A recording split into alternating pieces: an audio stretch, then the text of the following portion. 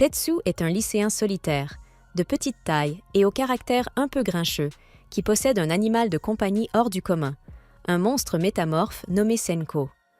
Un jour, une fille qui passait par là remarque qu'un vélo se met à bouger tout seul. Intriguée, elle s'en approche pour regarder de plus près. Mais à cet instant précis, le propriétaire du vélo, Tetsu, arrive sur les lieux.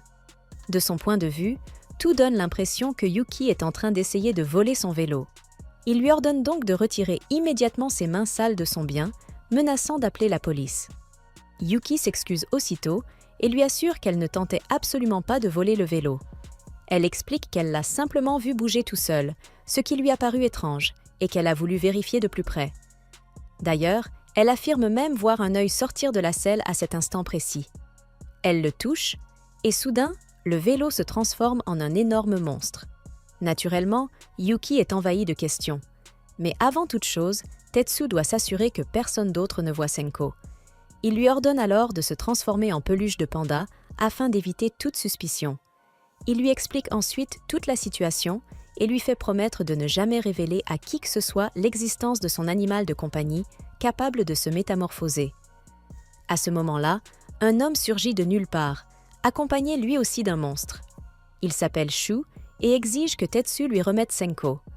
Tetsu refuse catégoriquement. Il transforme alors Senko en paire de ciseaux et tranche l'un des tentacules du monstre de Shu. Senko se fait ensuite violemment repousser, mais les dégâts infligés suffisent à réduire la mobilité du monstre adverse. Profitant de l'occasion, Tetsu transforme Senko en voiture et s'enfuit à toute vitesse. Plus tard dans la journée, Shu rattrape Yuki sur le chemin du retour et lui ordonne de lui dire où se trouvent Tetsu et Senko, car il convoite leur pouvoir de métamorphose. Yuki lui répond qu'elle n'en sait absolument rien, puisqu'elle a rencontré Tetsu pour la toute première fois ce jour-là. On pourrait penser que Shu comprendrait qu'elle n'a rien à voir avec cette histoire, mais pas du tout. Il l'enlève et l'abandonne sur le rebord d'un immeuble, persuadé que Tetsu viendra forcément la sauver. Pendant ce temps, sur un autre toit, Tetsu est assis tranquillement avec Senko, sans se douter de quoi que ce soit. Soudain, Senko semble percevoir que Yuki est en danger. Sans hésiter, il avale Tetsu et se transforme en avion afin de voler immédiatement à son secours. Lorsqu'ils arrivent enfin sur place, Tetsu demande à Yuki ce qu'elle fait dans un endroit aussi dangereux. Elle lui répond qu'elle n'a jamais eu le choix. Elle le supplie alors de la faire descendre au plus vite. Mais à cet instant, à environ 1 kilomètre de là, Shu et son monstre arrachent une antenne de télécommunication et la projettent à une vitesse supersonique droit sur Tetsu et Senko. Heureusement, les dégâts ne sont pas trop graves. Cependant, le bras de Senko est arraché dans l'impact, ce qui l'affaiblit considérablement. Mais presque aussitôt, il parvient mystérieusement à le régénérer. Shu se téléporte alors à côté de Senko avec son monstre gigantesque. Yuki ne veut pas le laisser faire du mal à Senko, mais elle est totalement impuissante. Tetsu ouvre alors une porte et la tire à l'intérieur de Senko pour la mettre en sécurité. À l'intérieur, elle découvre Tetsu se tordant de douleur. Pour régénérer son bras arraché, Senko a apparemment dévoré entièrement le bras de Tetsu, et la souffrance est atroce. Dans cet état, il est incapable de réfléchir clairement, encore moins de se battre pendant les prochaines minutes. Mais s'ils ne font rien rapidement, Shu va dévorer Senko. Yuki a alors une idée et demande à Senko de transférer le contrôle de Tetsu à elle. C'est un choix courageux, surtout après avoir vu Senko manger le bras de son propre maître pour se régénérer. Tetsu s'y oppose fermement, mais malgré cela, le contrôle de Senko est transféré à Yuki contre sa volonté. Une seconde plus tard, le monstre de Shu attrape Tetsu et l'arrache hors de Senko afin de l'assimiler. Il ne se rend toutefois pas compte que Yuki se trouve encore à l'intérieur. Il avale alors Senko par son ouverture. Pensant avoir enfin obtenu le pouvoir de métamorphose, Shu se trompe lourdement. De l'intérieur, Yuki parvient à prendre le contrôle et transforme le monstre en un gigantesque pot de pudding. Elle attrape Tetsu et commence à s'éloigner en titubant à l'intérieur du pudding. Mais à ce moment-là, l'armée est déjà au courant de la situation et bombarde massivement le pudding avec son artillerie. Pour se protéger, Yuki transforme le pudding en une noix à la coquille extrêmement dure. Pendant ce temps, Tetsu parvient à retrouver Senko et à le détacher du monstre géant. Senko est désormais beaucoup plus petit. et une fois totalement séparés, le contrôle de Yuki se transfère du monstre géant vers Senko. En conséquence, Shu reprend le contrôle de son monstre. Il tente de le faire se transformer pour s'échapper, mais comme Senko n'y est plus relié, le monstre a perdu toute capacité de métamorphose et reste bloqué sous la forme d'une noix. Quelques instants plus tard, Yuki transforme Senko en batte de baseball et, avant que Shu ne puisse réagir, elle lui assène un violent coup sur la tête, le mettant hors de combat. Pendant qu'il est inconscient, Yuki et Tetsu découpent leur chemin pour sortir du corps du monstre, juste au moment où l'armée lance un bombardement d'artillerie lourde. Les obus traversent la coquille et détruisent complètement le monstre. Yuki et Tetsu se trouvent toujours dans le rayon de l'explosion, mais heureusement, Senko parvient à les protéger du souffle. Cependant, à cet instant précis, c'est toujours Yuki qui détient le contrôle de Senko. Tetsu est toujours privée d'un bras, alors elle attache Senko à Tetsu et le transforme en bras de remplacement. Quant à Shu, il parvient d'une manière ou d'une autre à survivre à toute cette épreuve et ordonne à son animal de compagnie de le sortir de là afin qu'il puisse se rétablir. Au même moment, ailleurs dans le monde, 2 agents du contrôle des monstres viennent de recevoir un rapport concernant leur nouvelle cible. Il s'agit de Shu, et tous deux le reconnaissent comme un ancien agent devenu renégat, qui a volé 2 drones avant de disparaître. Désormais, leur mission est de le ramener, mais Kanami lit le rapport plus en détail et découvre que Shu aurait apparemment perdu l'un de ses monstres lors d'un combat contre un autre utilisateur de monstres. Le dossier identifie Tetsu comme l'utilisateur de monstres en question, et Kanami semble s'intéresser à lui, principalement parce qu'elle le trouve mignon, mais aussi parce qu'il pourrait être une piste pour retrouver Shu. Après tout, ces monstres satellites sont incapables de localiser quelqu'un qui possède la capacité de devenir invisible à volonté.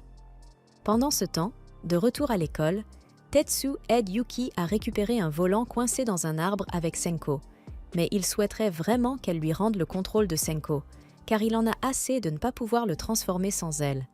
Yuki lui explique qu'elle ne garde pas Senko volontairement loin de lui, mais qu'elle ne sait tout simplement pas comment lui rendre le contrôle. Jusqu'à ce qu'elle trouve une solution, ils sont donc coincés dans cette situation. Plus tard dans la journée, Tetsu passe un moment seul sur le toit quand, soudainement, Kanami et son drone atterrissent à côté de lui. Elle sort de la bouche du drone et remarque que le bras de Tetsu possède un œil. Elle essaie alors de lui attraper le bras pour regarder de plus près, mais finit par tomber sur lui au moment même où Yuffie arrive. Au début, la scène donne l'impression que quelque chose d'inapproprié est en train de se produire, mais elle sait que Tetsu est bien trop maladroit pour avoir réellement une petite amie, alors elle lui demande ce qui se passe. À cet instant, Tsurumi jette un coup d'œil par-dessus le mur, et bien que Kanami soit censée uniquement rechercher Shu, elle décide de capturer Tetsu en premier, car il l'intrigue. Tetsu comprend qu'ils sont en danger et demande à Yuki de transformer Senko en une arme avec laquelle il peut se battre. Mais malheureusement, une lame n'est pas très efficace contre Tsurumi, et Tetsu est violemment projeté au sol. Tsurumi exige que Tetsu lui dise où se trouve Shu, mais ni lui ni Yuki n'ont la moindre idée de l'endroit où il est allé, et ils n'ont donc rien à lui révéler.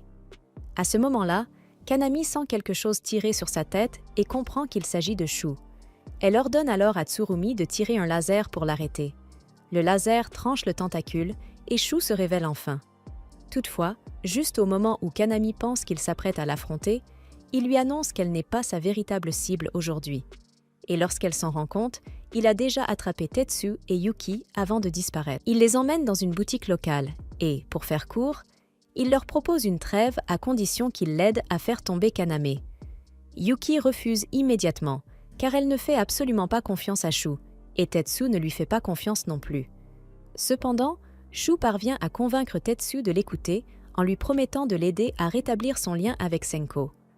Pendant ce temps, Yuki vient d'être traîné de force dans une voiture par Kaname et Gotota, mais ce dernier commence à se sentir mal à l'aise, car, en voyant Yuki se débattre autant, il a l'impression d'être complice d'un enlèvement.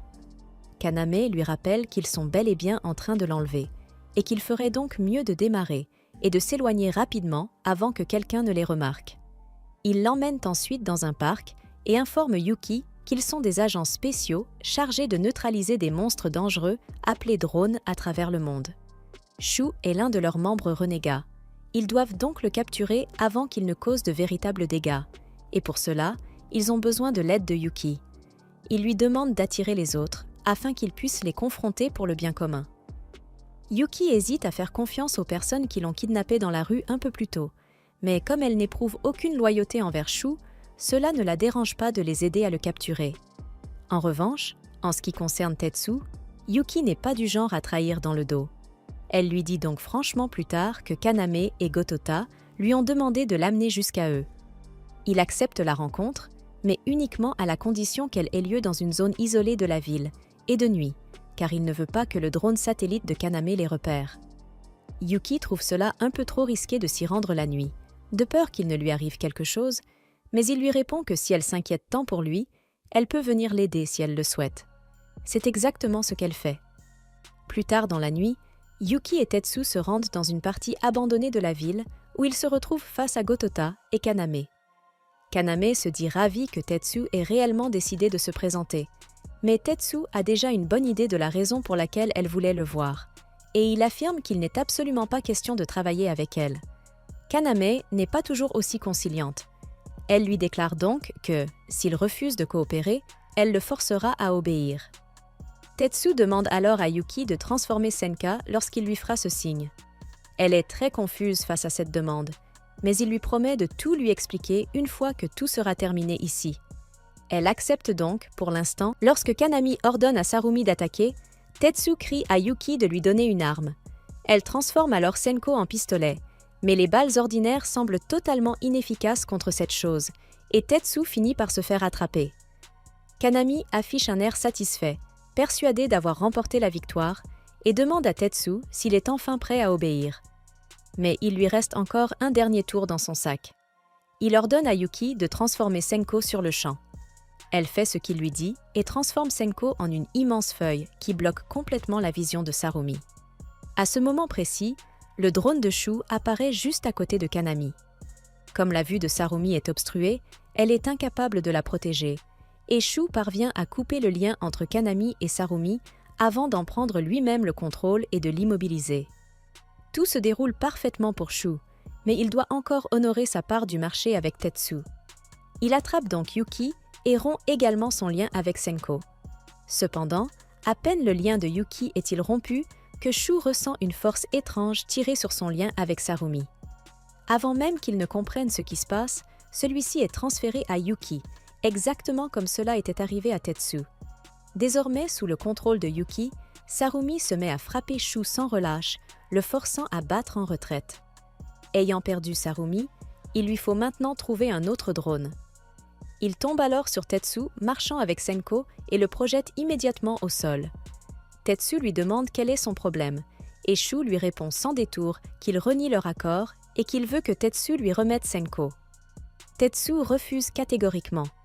Peu importe la violence des coups de Shu, il ne lâchera pas Senko, même si cela doit lui coûter la vie. La lutte se poursuit jusqu'à ce que Yuki ne soit plus lié à Senko. Tetsu parvient alors à rétablir son lien, et à partir de cet instant, il est pleinement engagé dans le combat. Shu tente de l'attaquer avec un coup de tentacule, mais Tetsu le tranche net en transformant Senko en lame. Il cloue ensuite le drone de Shu au sol, puis transforme Senko en canon et tire un projectile qui perce le drone de part en part, laissant Shu totalement sans défense. Pour achever le combat, il transforme Senko en batte et assène un coup d'une violence extrême sur la tête de Shu. Tetsu le traîne ensuite jusqu'aux autres et leur dit qu'ils peuvent récupérer Shu à condition qu'ils le laissent tranquille. Étant donné que leur mission a été un échec complet jusqu'à présent, ils acceptent l'offre sans discuter. Tetsu se dirige alors vers Yuki et lui demande pourquoi elle a pris le contrôle de Tsurumi, puisqu'il est bien trop grand pour être dissimulé à l'école. Ils s'en vont ensuite, et Kaname est quelque peu agacée que Yuki lui ait volé Tsurumi. Mais elle peut toujours demander à son grand-père de lui en obtenir un nouveau, ce qui fait que cela ne la dérange pas tant que ça.